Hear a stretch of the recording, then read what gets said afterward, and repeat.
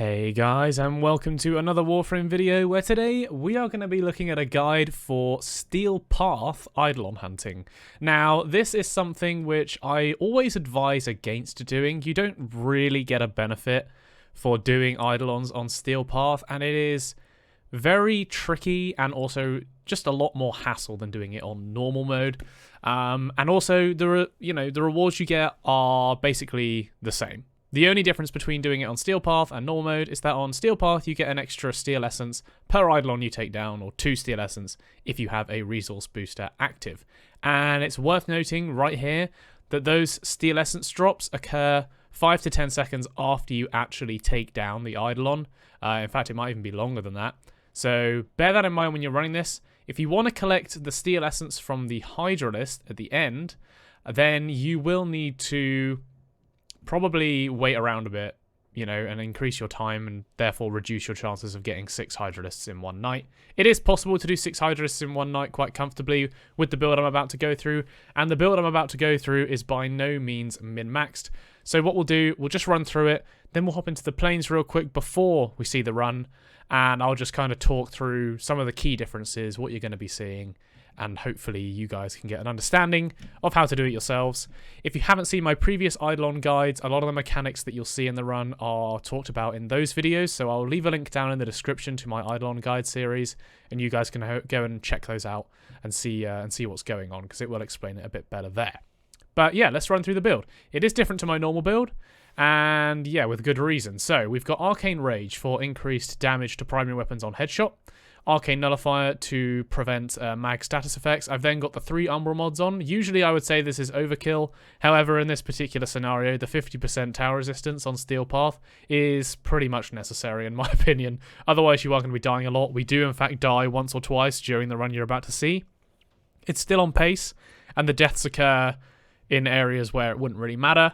But again, you are way squishier in Steel Path, so do bear that in mind. We've also got Holster Ramp and Vigorous Swap for increased damage on our primary weapon when we swap to it. We are then also running Prime Continuity, Rage, Narrow-Minded, and Shock Trooper. So Shock Trooper is augmenting our first ability to apply increased electric damage. Rage is going to give us increased energy when we take damage. Now this is for, well, this is basically negating how many pads we're going to have to use, energy pads we're going to have to use. Because in Steel Path, you can only use an energy pad once every minute or so you can't be relying on that for your energy supply. So I like to use Rage here. The other reason I'm using Rage here is because I already have it formed for Y polarity. So if you wanted to form this for something else, I would recommend actually going for maybe Rolling Guard. This is really, really useful for staying alive during this, particularly during kill or capture shots. So do bear that in mind. Definitely would recommend Rolling Guard, perhaps over Rage, if you maybe want to put Energize on here. But this is what I'm rolling with for this build. And then we've got Eclipse subsumed onto our Vault ability for that mega increase in damage. So yeah, that's our Vault build. Our primary weapon here is the Perigale. This is a very simple and kind of cheap build, to be honest. But the Perigale is such a high DPS weapon that it does not matter at all. It will carry you through pretty much anything on Steel Path, so that's why we're using it. We don't even have an Exilus mod on here. If you wanted to put an Exilus mod on, either go with Sniper Ammo Mutation or Stabilizer. I quite like to use, well, I don't really make use of the Perigale's passive all that much, the 100% efficiency. I use it to stack up my combo counter at the start, which you will see in the run. But other than that, I'm very liberal with the ammo, so perhaps Sniper Ammo Mutation might be a good thing to use on here if you're the same as me. Primary Deadhead for the plus 30% headshot multiplier and negative % weapon recoil. So no Riven required for this. It's an insanely high damage weapon anyway. So yeah, no need for a Riven mod. 3 former. Secondary weapon, you can choose whatever you want. I'm running a rank 30 Tenet Plinks. I never actually use it in the run you're about to see. But something along these lines, that's very hard hitting, single hit, has high crit chance, that can be used to take out Vonvalists or Lures. Is a good option. The Nell isn't really necessary here and can actually cause you some issues if you do miss a shot, so bear that in mind. I'd recommend perhaps the Magnus Prime or even Piranha Prime. Something like that would probably serve you a lot better. I don't use the secondary in this run, as you'll see, like I said. So again, whatever you're comfortable with here, you can use. Our melee weapon here, we're running the Vastilok. This is simply for Shattering Impact. Everything else gears towards attack speed and dealer's choice for the rest of your mods. Shattering Impact is the main one, as that's going to strip the armor. Madurai for our skill tree. I'm not going to go into this. I've got a focus guide video. Again, that'll be in the link down in the description, so go and have a look at that if you want to learn more about the Madurai skill tree. And then, yeah, we've also got some mods on our Parazon here. So we've got Runtime for increased sprint speed after hacking. We've also got Untraceable, which is going to make us invisible. This is actually very important for Steel Path, as it's going to really, really reduce the amount of damage you take while you're gathering your lures, and believe me, you can get insta-downed when you're gathering lures on Steel Path, so do bear that in mind. Auto Breach in case we, you know, accidentally misclick and happen to save a cipher. But yeah, that's what we're running there. You don't have to use ciphers, but for this run, for Steel Path, I am going to be using ciphers, as it just makes the run more comfortable, and you want to be as comfortable as possible. On our carrier here, we're running ammo case. Like I said, I'd like to be quite liberal with the Perigale, so that's definitely a must for me. And then Vacuum Guardian, Metal Fiber, Enhanced Vitality for, you know, just general staying alive. Weapon doesn't matter. You can put Vigilante mods on there if you want to improve the chances of hitting enhanced criticals. Our gear, you need energy restores. I would also recommend running either a Necromech, On-Call Crewmate, and also ciphers. So the Necromech, you can use the fourth ability on Voidrig, that's the one, which can quite comfortably take out Vonvalists underneath the Eidolon. I don't use it in this particular run because I get a load of Vonvalists anyway, but if you are struggling for Vonvalists, or you're struggling to take out the Vonvalists that spawn under the Eidolons, then the Necromech can serve its purpose there. On-Call Crewmate for taking out Vonvalists underneath Teralyst at the start, same as usual. And yeah, ciphers for fast hacking lures. I like using ciphers on Steel Path if I do run Steel Path. It just makes the run, like I said, a lot more comfortable, and really, with everything else going on in Steel Path, you have to keep it comfortable. So that's why we're running ciphers as well. On our Itzal right here, we've got Enhanced Durability and Argon Plating, System Reroute, Hyperion Thrusters, Cold Snap, and Energy Amplifier. These two are mainly for CCing Vonvalists, and then the speed is the key one here, and you do want some durability, so Enhanced Durability and Argon Plating, would recommend having those on as well. Yeah, that's kind of it for like the main loadout, guys. Let's have a quick look at our operator, and then, like I said, we'll just do a quick chat before we get into the run. So on our operator here, I'm using Magus Elevate and also Magus Anomaly. This is personal preference. If you weren't going to use Magus Anomaly, I would recommend using Magus Repair or even Magus Lockdown. It's definitely one of those. Magus Repair, obviously, just for keeping your Warframe nice and healthy.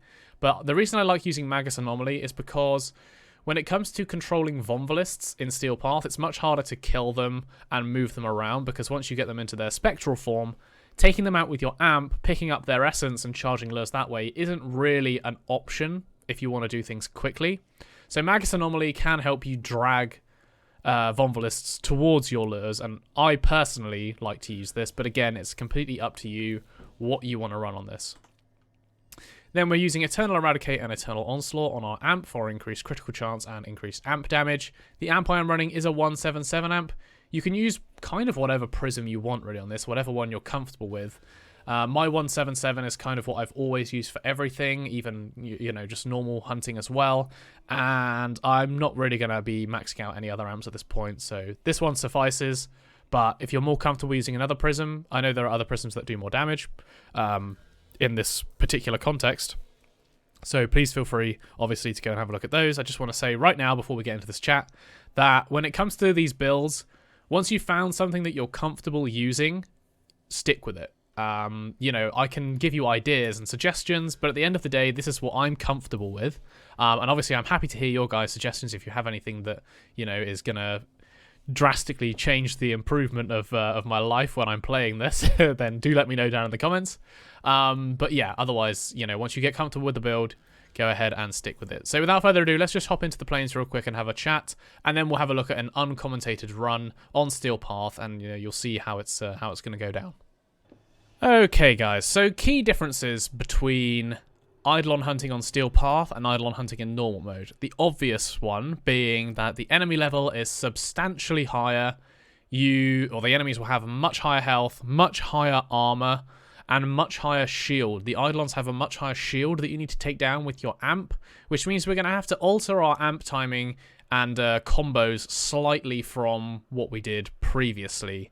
So bear that in mind. You're probably not going to be able to do this unless you have a maxed out focus tree, because you need the amp energy in order to do this. So when it comes to Teralyst, the combo that we're going to be using is 2 Proper shots and 2 Replax shots. You can actually take it down in 2 Proper and 1 Replax still, but you have to get 2 orange crits on either of those shots. We're then going to be doing 2 Proper, 2 Replac again for the Gantulyst. However, bear in mind that if you happen to get your contamination wave timing a bit off, you might need to do an extra Replac shot, which you will see during this run. You know, it's not a perfect run by any means. It's just a fairly bog standard one, to be honest. It's also without a damage blessing, so bear that in mind. What you're about to see is no damage blessing. If you were to run a damage blessing, this would be much easier and much more comfortable. But yeah, for the run you're about to see, this is a 0 damage blessing build. So yeah, that's kind of the key difference, right? The health, the armor, the shield. There are other differences as well. So on Steel Path, obviously, acolytes can spawn, but currently in the current patch we are on, there is some kind of mechanic preventing that. I'm not sure exactly what's going on with it. I haven't been completely up to date with the patch notes, to be honest. But again, in the run you're about to see, we're in the plains for about 8.5 minutes plus. So yeah, there's no acolyte spawning throughout the whole thing. So that's important to note. But acolytes can spawn, I believe. Someone, if you know, put that down in the comments, please, because I'd be interested to know what's going on there and what the spawn conditions are for the acolyte on the plains right now. It's changed a lot since last I knew about it. So yeah, let me know. And that's kind of it, really. I mean, like I said, the key difference is the big health and the big armor and the big shield, and we've got a big gun to deal with that. Obviously, the Zenith at this point becomes kind of irrelevant. It doesn't do enough damage to one-shot limbs once you're on Steel Path, and you know the shoot through the floor on long spawn isn't really going to do us many favors with the amount of HP that these guys have now. So yeah, without further ado, guys, we will hop into this. Like I said, this is a fairly bog standard run. I do want to point out that I do not actually collect all of the Steel Essence in this run that I could.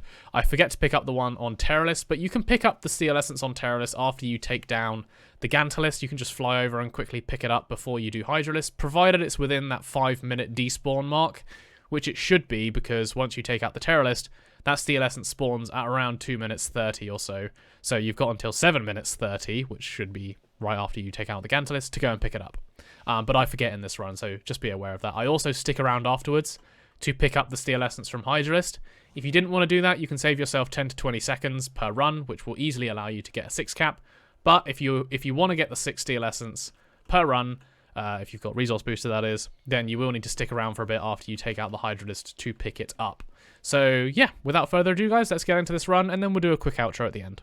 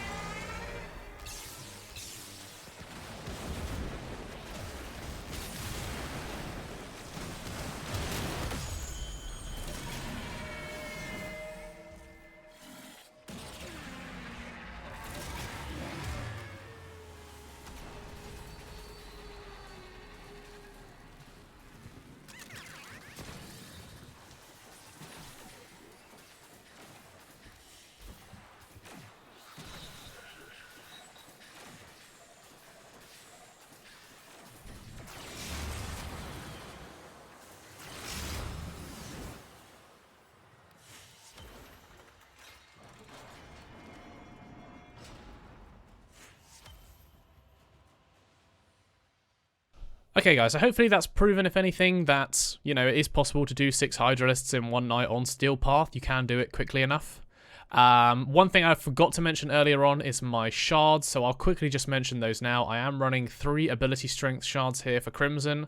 I'm then running a casting speed shard and also an armor shard as well. 3 Tau Forge, sorry, 2 normal Crimson. So that's what's going on there.